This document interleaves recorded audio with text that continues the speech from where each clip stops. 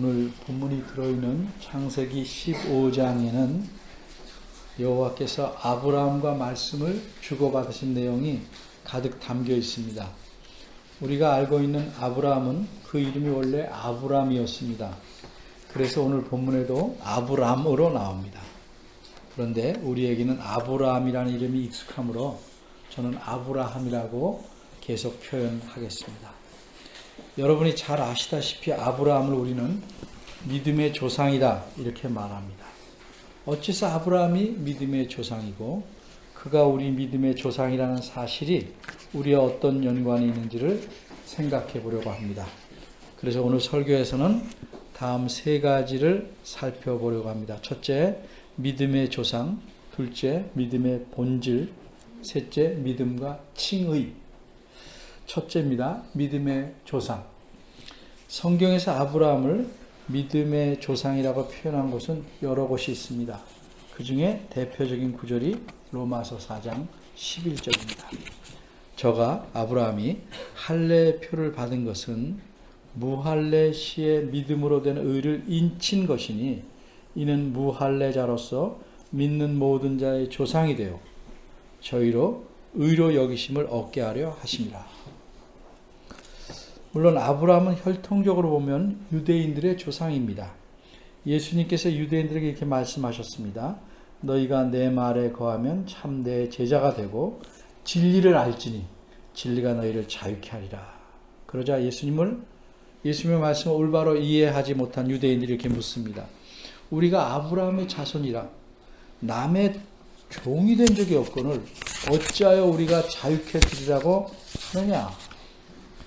그러자 예수님은 자신의 말씀을 설명하시면서 나도 너희가 아브라함의 자손인 줄 아노라 이렇게 말씀합니다. 이렇듯 유대인들은 아브라함의 후손이며 아브라함은 그들의 조상임이 분명합니다. 그런데도 아브라함을 가리켜 믿음의 조상이라고 말한 것은 혈통을 따라 말한 것이 아니고 믿음을 따라서 말하는 것입니다. 그럼 성경에서 아브라함을 믿음의 조상이라고 한 목적 혹은 이유는 무엇일까? 여기는 두 가지가 있습니다.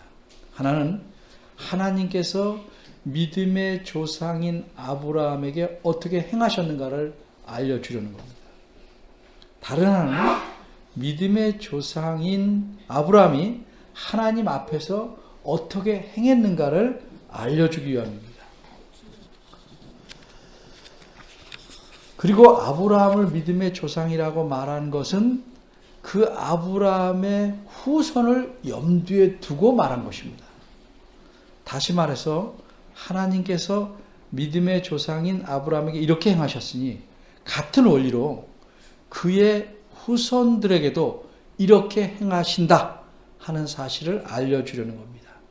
따라서 누가 아브라함의 후손인지를 아는 것이 중요합니다.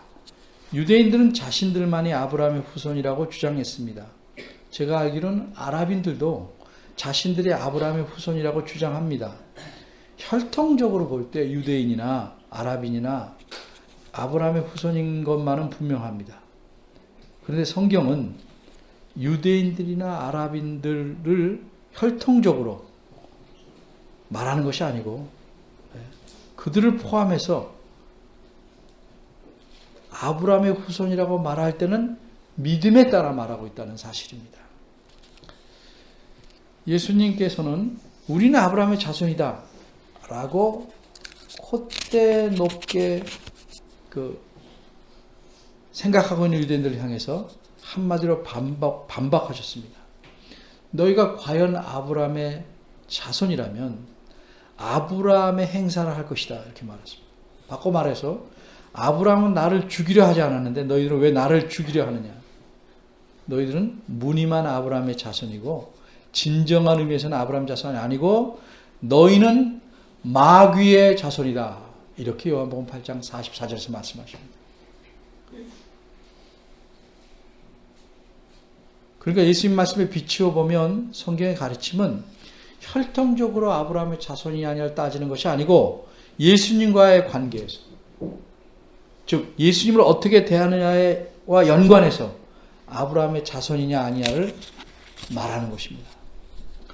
사도 바울은 갈라디아 3장 29절에서 이방인들을 포함해서 이렇게 말씀합니다. 그러므로 믿음으로 말미암은 자들은 아브라함의 아들, 아브라함 후손인 줄 알지어다.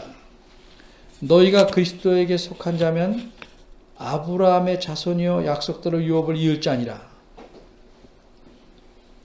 만일 성경이 혈통적인 의미에서 아브라함을 조상으로 말씀하는 거라면 구약 성경은 물론이고 신약 성경의 상당한 부분도 여기 앉아있는 우리와는 관계가 없습니다. 여기 앉아서 주님을 예배할 필요도 없고 하나님을 섬길 필요도 없습니다.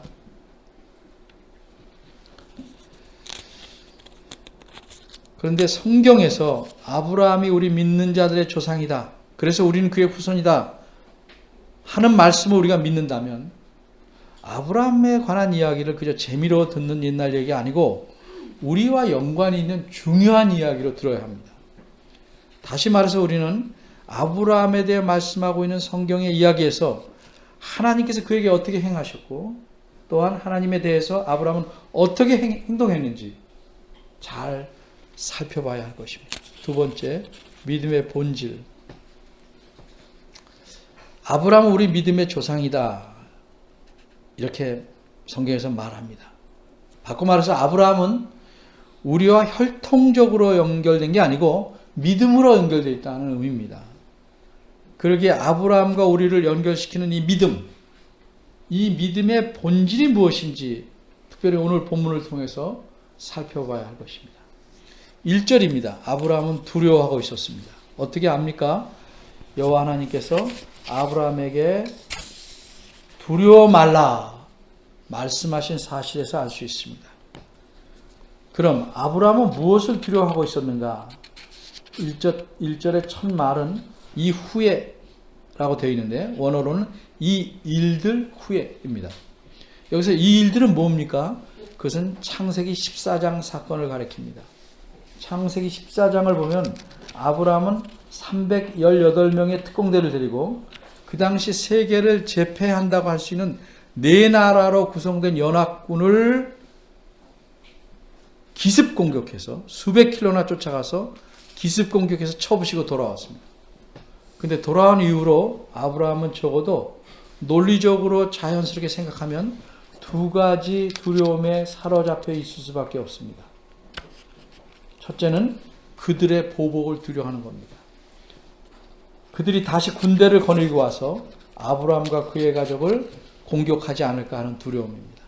또 하나는 아브라함이 그 당시 주변 사람들에게는 별로 눈에 안 띄는 존재였는데 그가 강한 나라들을 치고 돌아오니까 주변에서는 아브라함을 무시 못할 존재로 여기게 됩니다.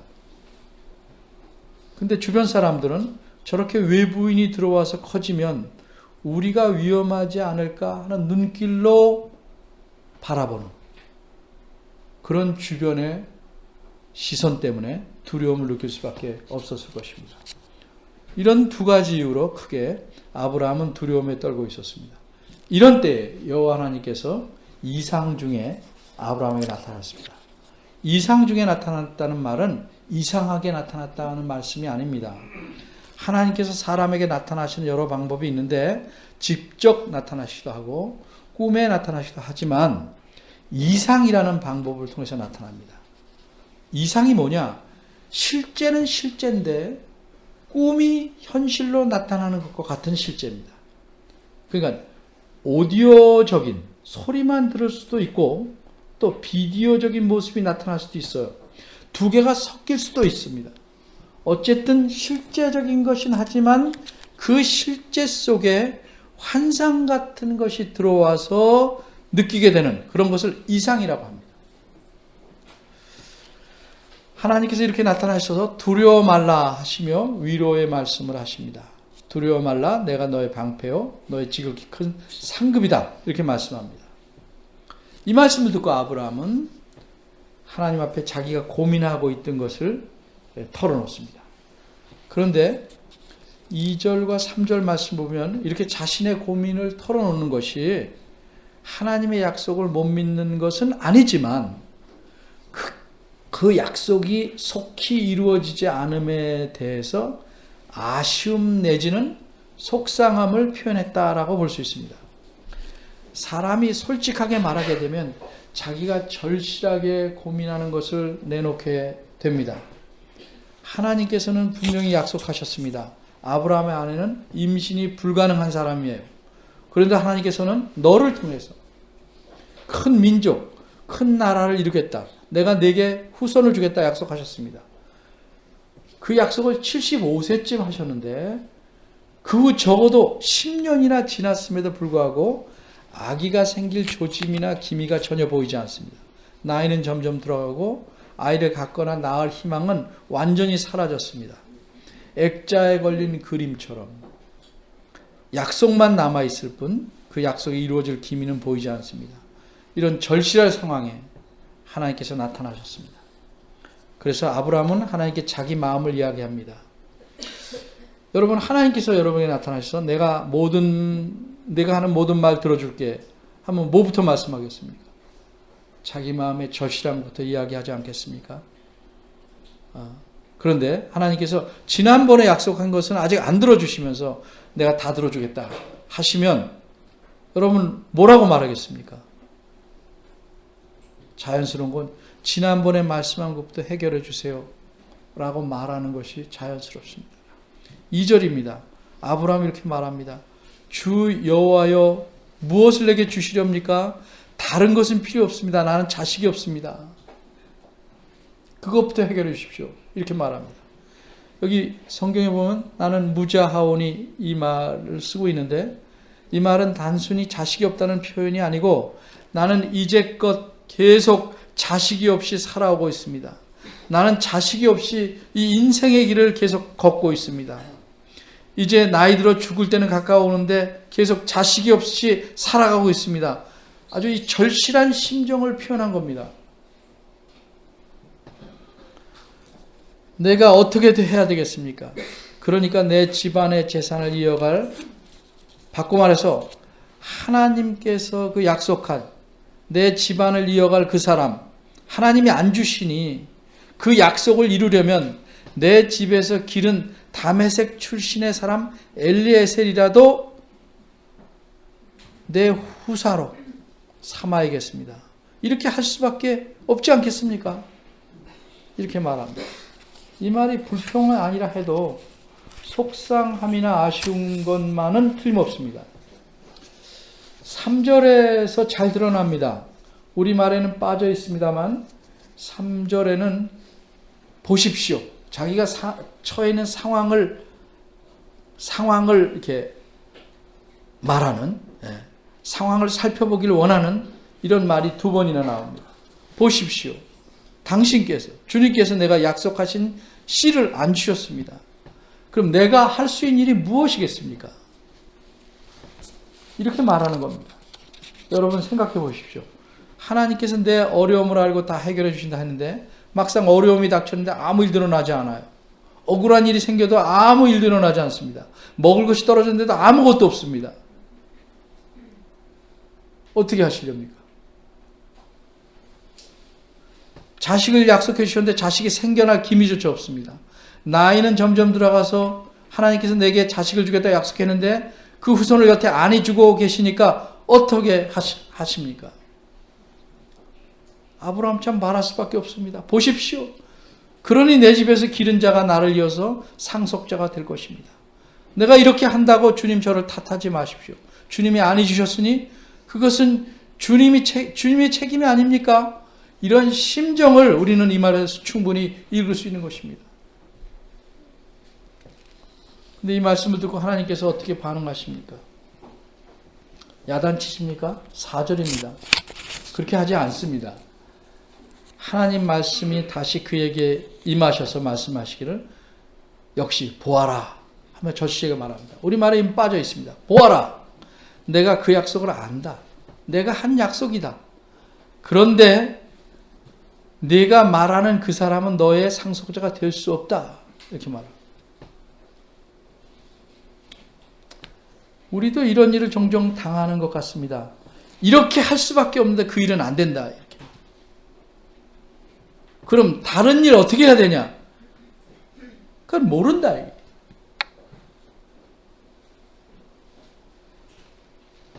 이때 느끼는 답답함. 여러분 충분히 이해할 만할 겁니다. 하나님께서 근데 뭐라고 말씀합니까? 내 몸에서 날짜가 내 상속자가 되리라. 참 원론적으로는 맞는 말입니다. 근데 참 듣기 민망한 말이죠. 여태까지 지금까지 자식이 없는데 왜 지금 또 이런 말을 하십니까? 내 몸에서 날짜를 기다려왔는데 전혀 아무 소식이 없습니다. 그런데 또 내 몸에서 날짜가 상속자가 되리라 하신 말씀은 무슨 뜻이에요? 계속 기다리라는 겁니다. 계속 기다려라. 그러면 차라리 언제까지 기다려야 될지를 시점을 말해 주셔야 좀 덜 답답하지 않아요? 2년만 기다려야든가 5년만 기다려야든가. 근데 아무런 시점을 말씀하지 않아요.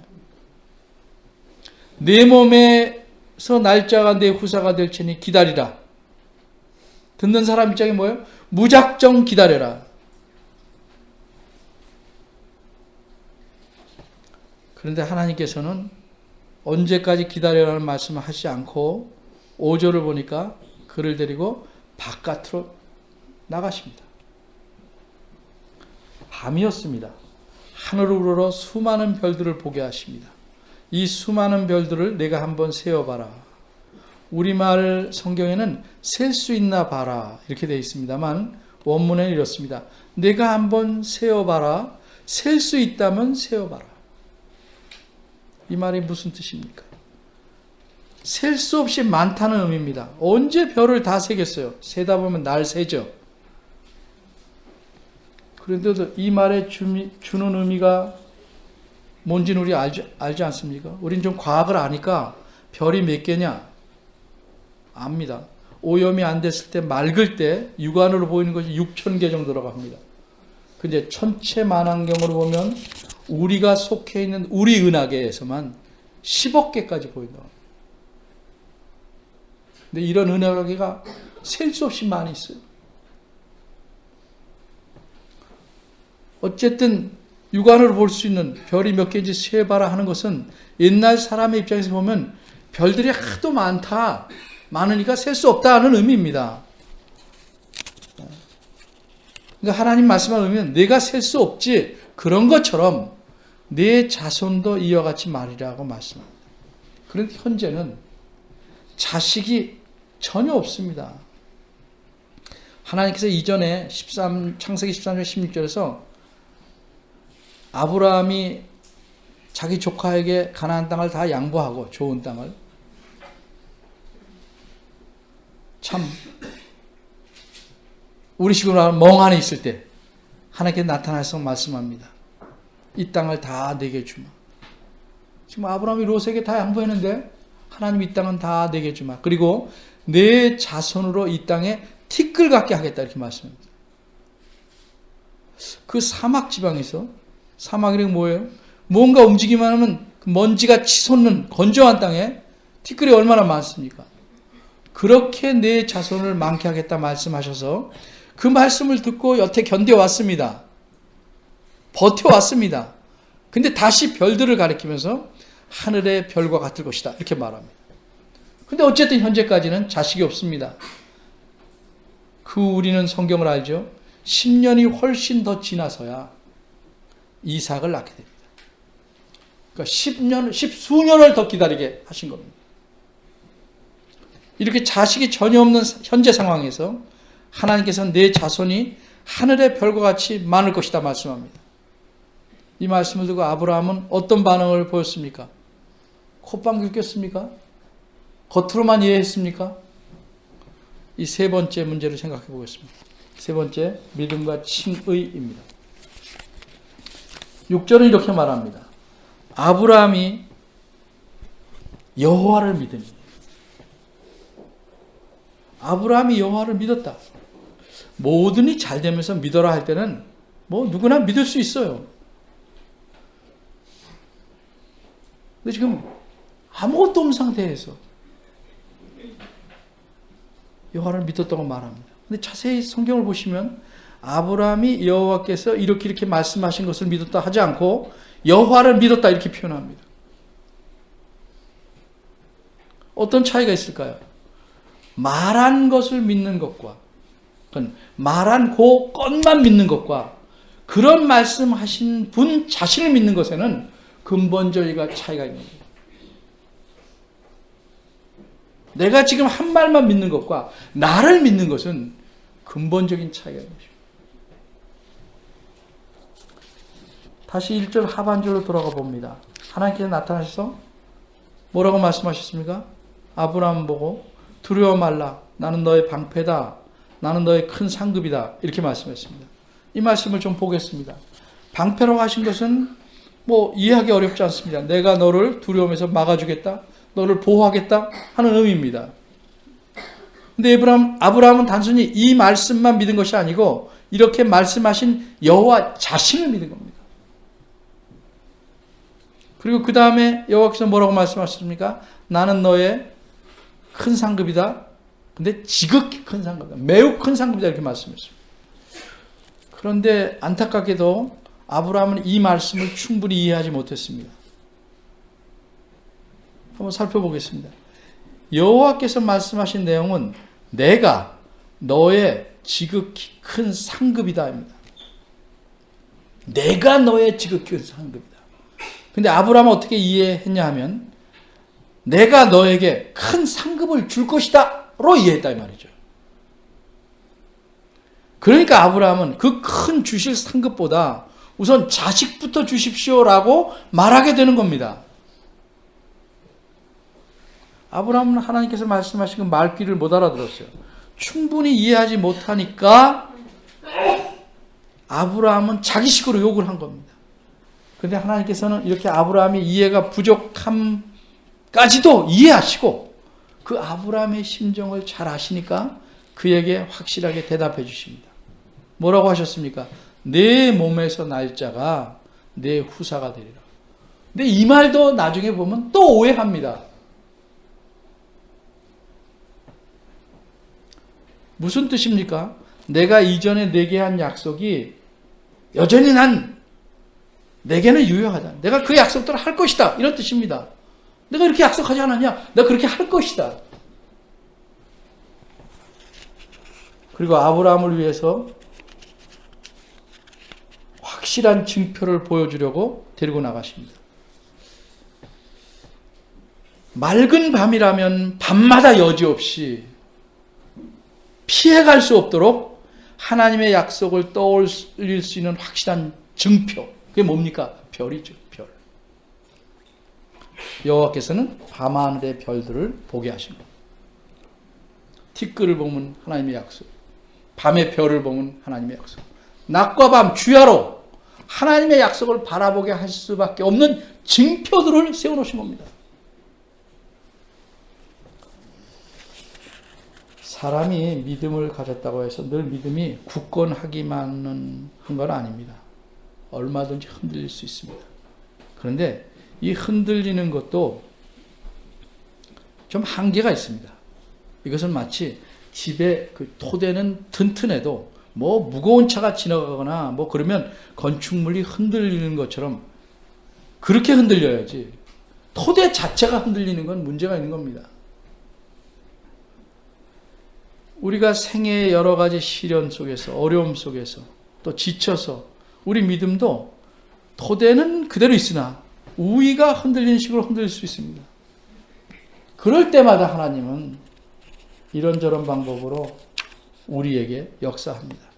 아브라함은 그렇게 하셨고 우리에겐 이렇게 합니다. 방법은 달라도 하나님을 의지하게 만들려고 하나님 역사하십니다.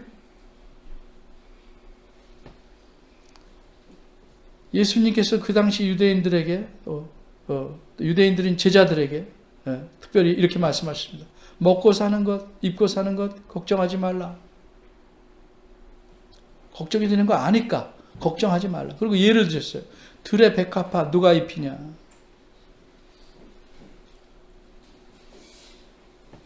우린 종종 힘든 일을 겪을 때 하나님께서 내게 왜 이러실까? 그런 생각을 하지요. 그러다가 이제껏 지나쳤던 수없이 지나쳤던 나무를 보고 딱딱한 나뭇가지 사이에서 아주 연하고 연한 순이 솟아나는 걸 봅니다. 그리고 깨닫습니다.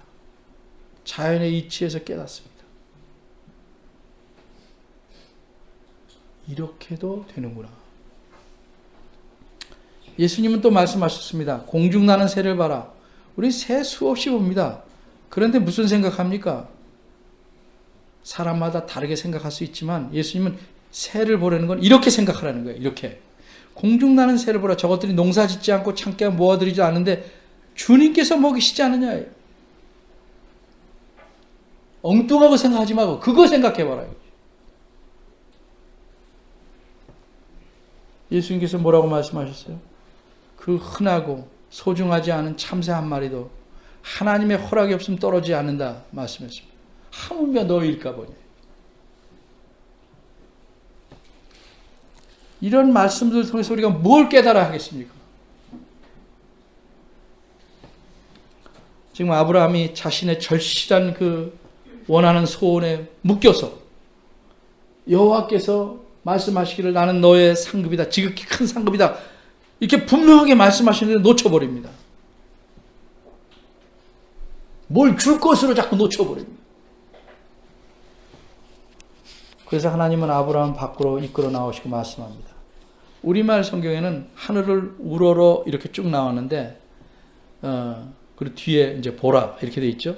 하늘을 우러러 쭉 나가고 뭐 보라 이렇게 돼 있는데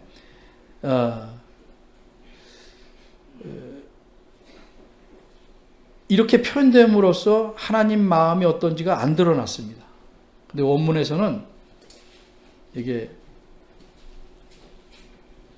그 제발 부디라는 말이 들어가 있습니다. 부디 하늘을 올려다 봐라. 아주 부탁합니다. 간절한 마음으로. 하나님께서 아브라함에게 간절하게 부탁하신 겁니다.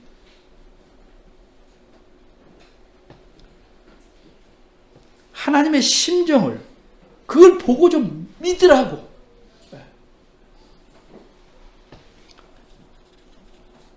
그리고 하늘의 별을 보고 자손이 이와 같을 거라는 사실을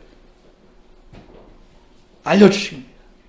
그러자 아브라함 반응은 어땠습니까?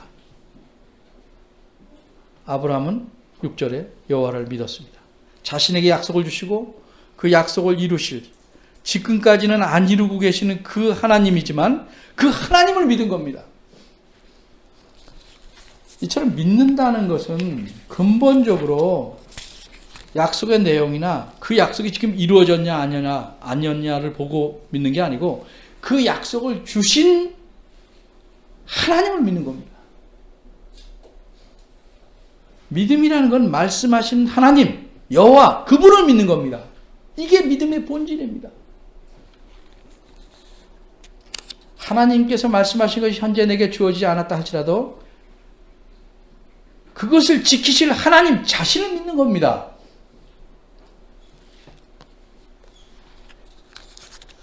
하나님께서 나는 너의 방패요 너의 지극히 큰 상이다 이렇게 말씀하셨는데 하나님께서 이 말씀하신 걸 아브라함에도 이루시는가? 이 점 좀 봐야 됩니다. 이 말씀 먼 훗날에 이루어 주실 것인가? 지금 본문에서도 이루어 주고 계신가? 6절을 보면 여호와를 믿은 여호와께서 그것을 그의 의로 여기셨다 말씀합니다. 아브라함이 믿은 것을 여호와를 믿은 것을 의로 여기셨다. 의로 여기셨다는 것을 우리가 잘 아는 함남말로 칭의라고 합니다.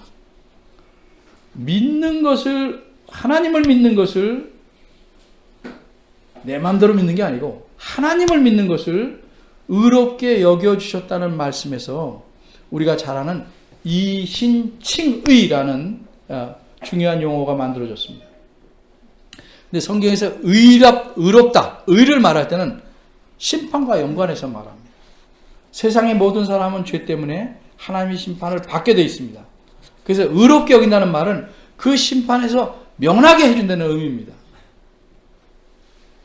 그럼 믿음 자체가 그런 의들을 얻을 수 있는가? 아닙니다. 바꿔 말하면 하나님을 믿는다는 것이 의를 얻을 수 있는 조건이나 방법인가? 아닙니다. 하나님을 믿는다는 것은 그냥 믿음일 뿐입니다. 그런데 그것을 하나님께서 의로움으로 여겨주시는 겁니다. 이 칭의가 적어도 본문에서는 하나님 자신이 아브라함에게 지극히 큰 상급이 되신다는 것을 의미하고 있습니다. 왜 그럴까? 좀 더 생각해 보세요. 하나님 자신이 상급이라는 사실을 잘 알았던 사람 중에 예를 하나 들면 다윗입니다. 다윗이 쓴 시편들을 여러분이 보면 구구절절 뭐라고 말합니까? 주밖에는 나의 복이 없나이다. 주님이 나의 기업입니다. 이런 식으로 표현합니다. 하나님께서 주시는 어떤 복이 아니고 하나님 자신을 복으로 압니다. 그래서 하나님에게 모든 것을 걸고 평생을 살아갑니다. 이런 하나님께서 아브라함에게 뿐만 아니라 그 위에 모든 믿음의 자손들에게 주시는 상급이 무엇인지 압니까? 그 칭의입니다. 그리고 하나님 자신입니다. 그래서 자기 독생자를 이 땅에 보내셔서 죽게 하십니다. 하나님께서 내가 너희의 지금 큰 상급이라고 너의 아브라함에게 말씀하신 것은 그 말씀하실 때 이미 하나님 마음속에는 자기 생명을 아브라함과 그의 믿음의 후손들에게 주시려고 작심하고 계신 겁니다. 어떻게 아브라함의 믿음, 또 우리의 믿음을 하나님께서 의롭다고 간주할 수 있겠는가? 딱 맞진 않지만 쉽게 말하면 이런 겁니다. 일이 있는데 이걸 100으로 여겨주신 겁니다. 일이 어떻게 100이 될 수 있는가? 하나님께서 99를 더해주시는 겁니다. 믿음을 의로 여겨주시는 것은 하나님께서 장차 자기 독생자인 예수 그리스도 세상에 보내셔서 아브라함과 그의 모든 믿음의 후손들을 위해서 대신 죽게 하실 것까지 계산하고 계셨기 때문입니다. 그래서 칭의가 가능한 겁니다. 하나님 자신을 주실 것, 하나님 자신을 상급으로 주실 것을 계산하셨기 때문에 자신을 상급이라고 표현했고 그래서 칭의가 가능한 겁니다.